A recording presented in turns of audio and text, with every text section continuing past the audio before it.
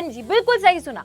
आखिरी के 10 दिन जब एग्जाम में बचते हैं, किस चैप्टर का कितना वेटेज है, sometimes and often times we ignore it.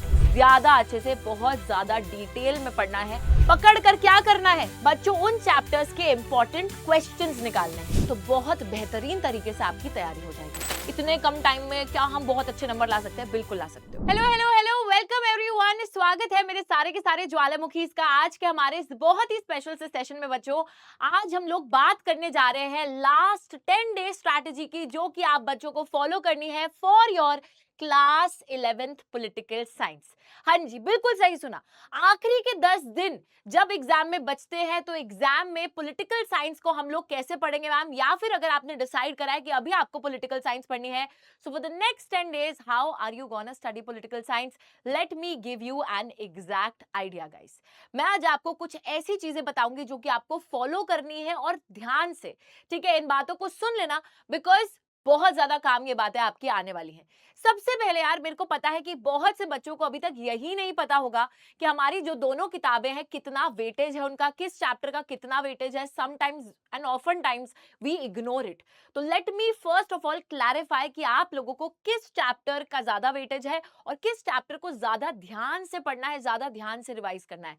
यहाँ पे अगर आप देखोगे गाइस, तो सी कॉन्स्टिट्यूशन, हमारा इंडियन कॉन्स्टिट्यूशन एंड वर्क जो पहली किताब है, इसमें हमारे 10 चैप्टर्स हैं, और 10 चैप्टर्स में हर चैप्टर की वेटेज गिवन है। पर कुछ ऐसे चैप्टर्स है जैसे एग्जीक्यूटिव, लेजिस्लेचर, जुडिशरी, जिनकी मिला के 12 नंबर की वेटेज है। That means her chapter 4-4 number की वेटेज रखता है। यहाँ पे 8 नंबर की वेटेज दोनों को मिलाकर है, मतलब एग्जैक्टली वही 4-4 नंबर की वेटेज है। पर अगर मैं उन चैप्टर्स की बात करूं जिनकी सबसे ज्यादा वेटेज है, यानी कि 6 मार्क्स की इकलौते चैप्टर की, तो वो है हमारा इलेक्शन एंड रिप्रेजेंटेशन। उसके बाद नीचे आओ तो यहां पर आपका जो चैप्टर है दैट इज फेडरलिज्म। फेडरलिज्म और इलेक्शन एंड रिप्रेजेंटेशन बच्चों आपको बहुत ज्यादा अच्छे से, बहुत ज्यादा डिटेल में पढ़ना है, because they both carry 6 marks each. दूसरी किताब पे अगर मैं आऊं पॉलिटिकल थ्योरी, यहां पर अगेन जो हमारा पॉलिटिकल थ्योरी है वो अगेन 4 मार्क्स।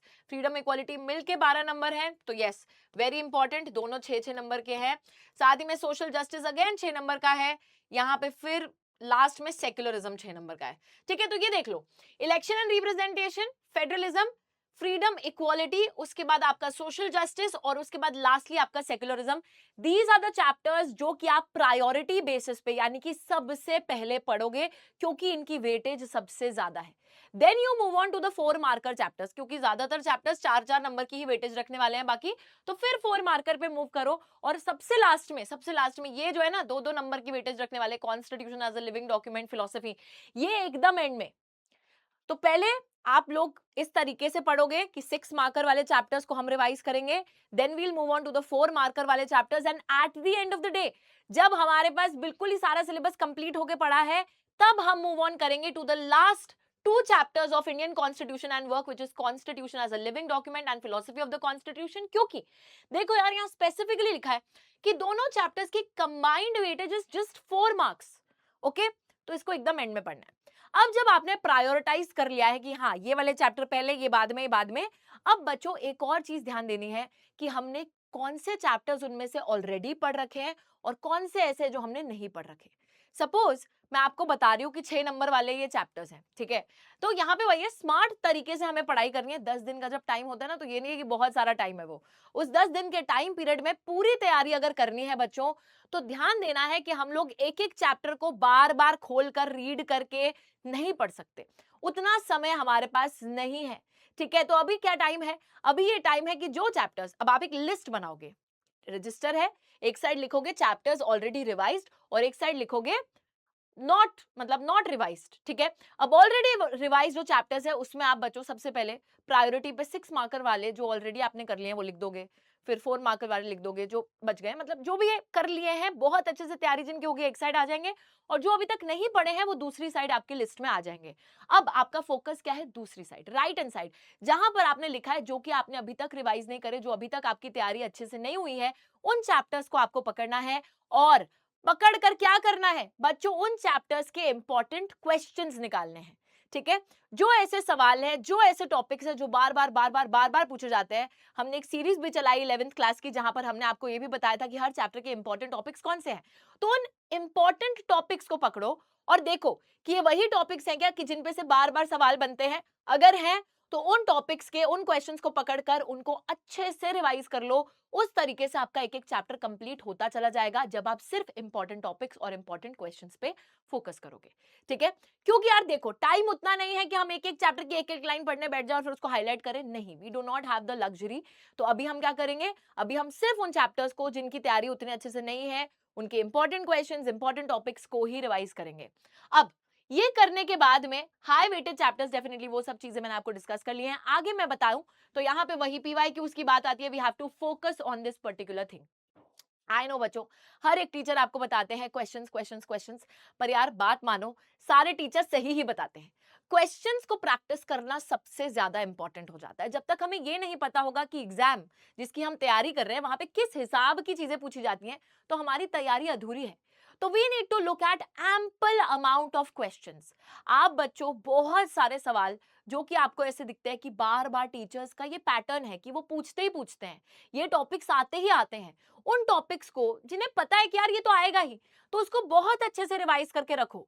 ठीक है, वहां पे ही मतलब मैं आपको अगर बताऊं कि 80 नंबर का आपका पेपर है, एटलीस्ट उसमें से बच्चों आप 60 मार्क्स स्कोर कर लोगे बहुत इजीली, अगर आपने जो बार बार रिपीटेड क्वेश्चंस है उनको ही ढंग से पढ़ लिया होगा।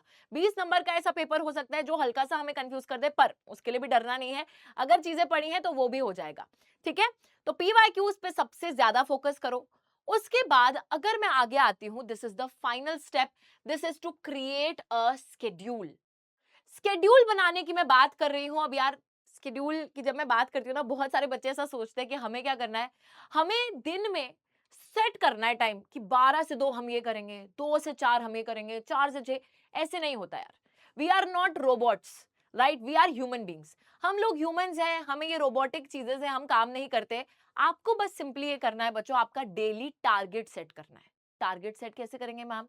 देखो, आपको सोने से पहले अगले दिन क्या करना है उसकी एक लिस्ट बनानी है कि अगले दिन सपोज हम क्या करेंगे। सपोज मैंने क्या करा, यहाँ पे मैंने बोला कि next day I am gonna revise rights in the Indian constitution and election and representation. ये दो चैप्टर्स के सबसे ज्यादा इंपॉर्टेंट क्वेश्चंस मुझे रिवाइज करने हैं, चैप्टर्स को एक बार गो थ्रू करना है। सपोज मैंने टू डू लिस्ट बना के रखी।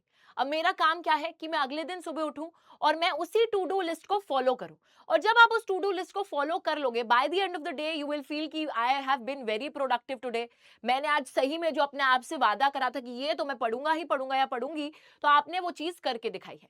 तो आप उसी को टिक मार्क मारोगे और फिर उसी दिन रात को अगले दिन की भी टू डू लिस्ट आप बना के रखोगे कि next day what ever I am gonna revise. ठीक है, सपोज नेक्स्ट डे फिर आप अगले 2 या 3 चैप्टर्स रिवाइज कर रहे हो। तो इस तरीके से बच्चों आपको टू डू लिस्ट बनानी है।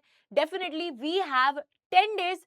10 डेज का अगर मैं प्लान बताऊं रिवीजन का, तो 10 डेज के अंदर you have how many chapters? 18 chapters. 10 दिन में 18 चैप्टर, 18 में से भी मैं ये दोनों माइनस कर दूंगी क्योंकि ये तो मैंने बोला है कि बिल्कुल लाइट वेटेज है, तो एकदम एंड में पढ़ना है। तो यहाँ पर 18 में से भी 16 में चैप्टर लगा लेती हूँ। 16 चैप्टर आप बच्चों अगर 2-2 चैप्टर करके भी डे टू डे पढ़ोगे तो भी you have ample amount of time. At least 2 chapters a day you can do. ठीक है, इतना तो हम कर ही सकते हैं। तो यार प्लीज उस चीज पे फोकस करो, 2 चैप्टर्स अ डे करके रिवाइज करिए। और इस तरीके से अगर आप अपनी तैयारी करेंगे, इस तरीके से अगर आप अपना शेड्यूल बनाओगे, तो बहुत बेहतरीन तरीके से आपकी तैयारी हो जाएगी। साथ ही में यार मैं यहाँ पे यही रेकमेंड करूंगी, अगर किसी भी चैप्टर में आपको डाउट लगता है, you can open the one shot videos of those chapters. उन वीडियोस को देख लो, इंपॉर्टेंट टॉपिक्स को फटाफट से रिवाइज कर लो।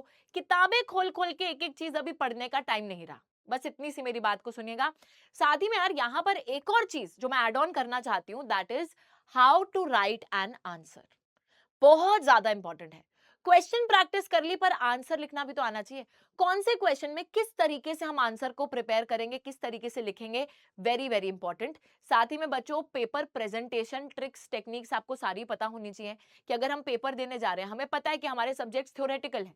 थ्योरी का पेपर देने का मतलब है कि हमें बहुत ही प्यारे तरीके से अपने आंसर्स को लिखना है कि एग्जामिनर जैसे उन आंसर्स को देखे उनसे बहुत अच्छा लगे कि क्या कमाल का आंसर लिख दिया है। तो यार obviously the very first step is कि जो सवाल पूछा गया है वही सब चीजें लिखनी है। Start with N introductory line, right all the pointers जितने पूछे गए हैं।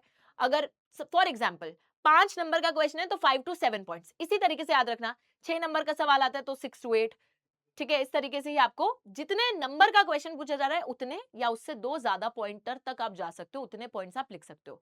पॉइंट्स पूरे लिखने के बाद राइट अ कंक्लूजन वाली लाइन और उसके बाद एक क्लीन लाइन बना के नया क्वेश्चन चालू कर दो। इससे क्या होगा बच्चों, इससे सिंपली होता है कि आपका पेपर काफी नीट एंड टाइडी लगता है। साथ ही में इस तरीके से प्रैक्टिस करो आंसर्स की कि आपका पेपर टाइम जितना होता है उससे पहले कंप्लीट हो जाए, ताकि जो जो इंपॉर्टेंट पॉइंटर्स हैं आप एंड में उनको हाईलाइट करना। ठीक है, आई विल ऑलवेज रेकमेंड कि बिल्कुल पेपर के अंत में जब समय बचेगा तब आप पेपर रिवाइज करते चले जाएंगे और इंपॉर्टेंट पॉइंटर्स को हाईलाइट करते चले जाएंगे। ठीक है, क्यों? क्योंकि ये काम प्रायोरिटी का नहीं होता, ये बस आप अपनी पेपर प्रेजेंटेशन के लिए कर रहे हो। तो पेपर के टाइम बीच में मत जाया करना, कहीं ऐसा हो कि प्रेजेंटेशन करते करते आंसर लिखना छूट गया, वो मत करना। एंड में जब समय बचता है तब अपने आंसर राइटिंग पर फोकस करने से, मतलब जो प्रेजेंटेशन करनी थी उस पे एकदम एंड में 15-20 मिनट बच गए एंड में, तब पेपर को रिवाइज भी करेंगे और साथ साथ उसको पॉइंटर्स को अंडरलाइन करते जाएंगे हम। ठीक है, तो ये कुछ बेसिक टिप्स है बच्चों, इनका याद रखो। अभी भी शुरू करोगे तो भी जो है सिलेबस बहुत अच्छे से तुम पढ़ सकते हो। बिल्कुल ये मत सोचना कि इतने कम टाइम में क्या हम बहुत अच्छे नंबर ला सकते हैं, बिल्कुल ला सकते हो। तो just believe in yourself guys, you have got this and I truly believe in you. तो आप भी अपने आप पे विश्वास कर ही सकते हैं। तो थैंक यू सो मच ज्वालामुखी, यही थी हमारी स्ट्रैटेजी। मिलते हैं बहुत ही जल्द। Thank you so much, take care and bye bye.